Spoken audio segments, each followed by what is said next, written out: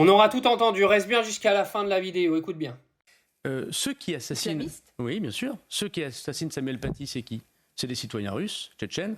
Quand j'étais ministre de l'Intérieur, la Russie, c'est des centaines de citoyens russes qu'elle ne veut pas reprendre. Je constate d'ailleurs que Mme Le Pen et M. Bardella n'attaquent jamais la Russie pour dire qu'ils ne reprennent pas leurs citoyens russes, tchétchènes, Ingouche. Ingouche, c'est celui qui a assassiné Dominique Bernard. Ils sont fichés S, ils sont radicalisés, ils sont islamistes, ils sont russes, il n'y a aucun doute là-dessus. Donc la Russie a donc assassiné Samuel Paty. Ouais, la Russie a assassiné Samuel Paty. On va voir ce qu'en pense sa sœur, tout de suite. Je suis stupéfaite d'entendre de la bouche de la porte-parole du gouvernement et donc également de Darmanin du coup que le rôle de la Russie est engagé dans l'attentat contre mon frère Samuel Paty alors que rien durant toute l'enquête n'a permis de faire le moindre lien entre le terroriste Anzorov réfugié en France et la Russie. L'attentat contre mon frère ne peut servir les intérêts de la politique étrangère ou politicienne du gouvernement.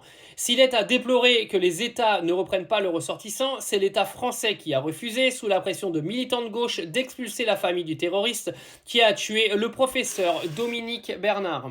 Donc là, vous l'avez compris, on est clairement dans une propagande qui va de plus en plus loin dans l'idiotie et la débilité, surtout venant de Gérald Darmanin, qui est quand même un des plus gros attardés que la France ait connu en politique, mais depuis très longtemps. Et ce mec-là est venu insulter la mémoire de Samuel Paty en venant expliquer que ce sont les Russes qui ont tué Samuel Paty. Non mais vous imaginez un petit peu ce qui est en train de se passer là?